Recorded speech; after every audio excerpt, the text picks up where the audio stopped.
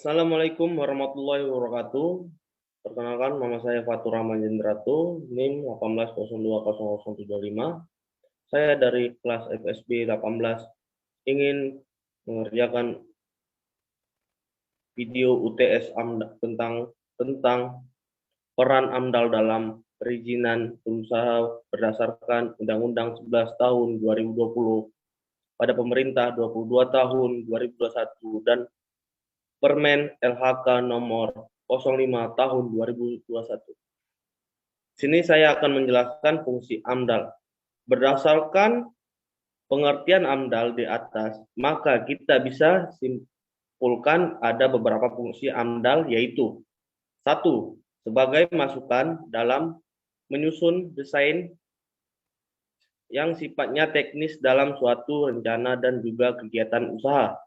Yang kedua, sebagai masukan dalam menyusun suatu rencana, mengelola, dan juga pemantauan suatu lingkungan hidup. Yang ketiga, sebagai bentuk informasi untuk masyarakat terkait dampak yang kemungkinan akan terjadi dari bencana usaha ataupun kegiatan tertentu. Yang kelima, sebagai acuan ataupun rekomendasi izin usaha maupun kegiatan. Yang keenam, sebagai dokumentasi ilmiah dan legal. Yang ketujuh, sebagai bahan acuan dalam proses perencanaan pembangunan di dalam satu wilayah. Yang kedua, saya akan menjelaskan peran AMDAL dalam perizinan berusaha berdasarkan Undang-Undang 11 tahun 2020.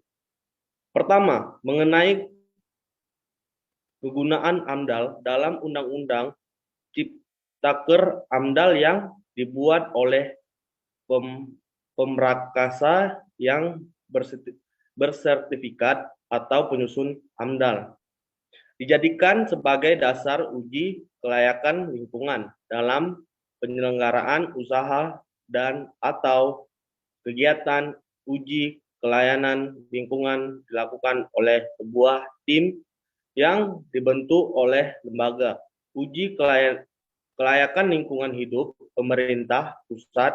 Tim tersebut terdiri atas unsur pemerintah pusat, pemerintah daerah, dan ahli bersertifikat.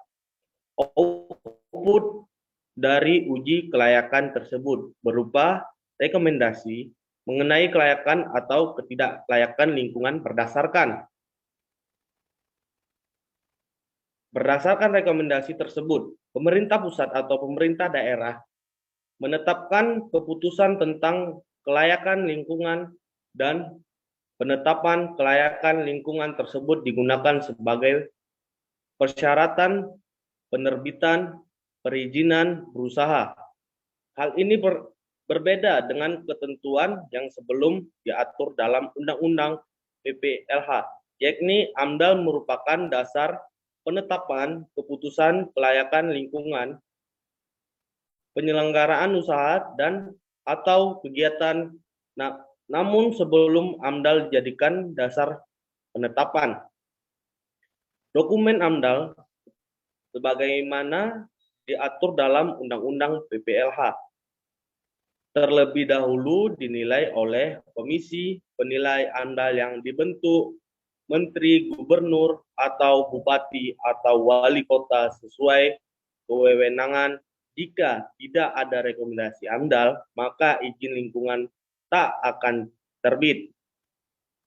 Yang kedua, Undang-Undang Ciptaker mengubah ketentuan pasal 25 huruf C tentang berkas yang harus ada dalam dokumen AMDAL. Salah satu syarat dokumen yang diubah yaitu mengenai saran, masukan, serta tanggapan dari masyarakat. Dalam UU PPLH diatur bahwa dokumen AMDAL salah satunya harus memuat saran, masukan, serta tanggapan masyarakat terkena dampak langsung yang relevan terhadap rencana usaha kegiatan. Sedangkan dalam Undang-Undang Ciptaker, saran, masukan, serta tanggapan dari masyarakat atau tidak harus masyarakat yang terkena dampak langsung. Yang ketiga, dalam proses penyusunan AMDAL, baik UU Undang-Undang Ciptaker maupun Undang-Undang PPLH sama-sama mengatur mengenai keterlibatan masyarakat. Namun, ketentuan dalam Undang-Undang Ciptaker mempersempit definisi masyarakat. Masyarakat yang dimaksud dalam Undang-Undang PPLH adalah masyarakat yang terkena dampak pemerintah lingkungan hidup dan atau yang terpengaruh atas segala bentuk keputusan dalam proses AMDAL. Sedangkan dalam Undang-Undang Ciptaker, masyarakat yang dimaksud adalah hanya masyarakat yang terkena dampak langsung. Yang keempat, perubahan mengenai mekanisme keberatan atas AMDAL Undang-Undang PPLH menyediakan ruang bagi masyarakat yang keberatan dengan dokumen. AMDAL untuk dapat menunjukkan keberatan atau upaya hukum, sedangkan dalam Undang-Undang Ciptaker tidak diatur mengenai mekanisme keberatan atas AMDAL Undang-Undang Ciptaker menghapus ketentuan mengenai mekanisme keberatan tersebut, yaitu dengan menghapus ketentuan mengenai Komisi Penilaian AMDAL yang diatur dalam pasal 29, pasal 30, dan pasal 31 Undang-Undang PPLH. Ketiadaan mekanisme keberatan ini memantik perdebatan masyarakat karena mekanisme ini dianggap sangat penting untuk memastikan kelestarian lingkungan, terutama untuk menjaga agar dokumen AMDAL tidak dibuat sembarangan atau sekedar formalitas.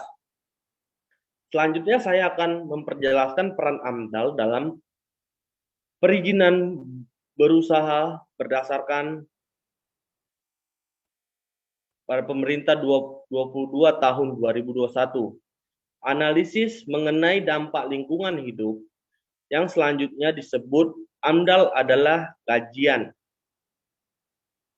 dampak penting pada lingkungan hidup dari suatu usaha dan atau kegiatan yang direncanakan untuk digunakan sebagai prasejarah pengambilan keputusan tentang penyelenggaraan usaha dan atau kegiatan serta termuat dalam perizinan berusaha atau persetujuan pemerintah atau pemerintah daerah. AMDAL sebagaimana dimaksud dalam pasal 4 huruf A wajib dimiliki bagi setiap rencana usaha dan atau kegiatan yang dimiliki dampak penting terhadap lingkungan hidup. Kriteria usaha dan atau kegiatan yang dimiliki dampak penting terhadap lingkungan hidup yang wajib memiliki AMDAL sebagaimana dimaksud dalam pasal 5 ayat 1 terdiri atas. Yang pertama, pengubahan bentuk lahan dan bentang alam. Yang kedua, eksploitasi sumber daya alam baik yang terbarukan maupun yang tidak terbarukan. Yang ketiga, proses dan kegiatan yang secara potensial dapat menimbulkan pencemaran lingkungan hidup dan atau kerusakan lingkungan hidup.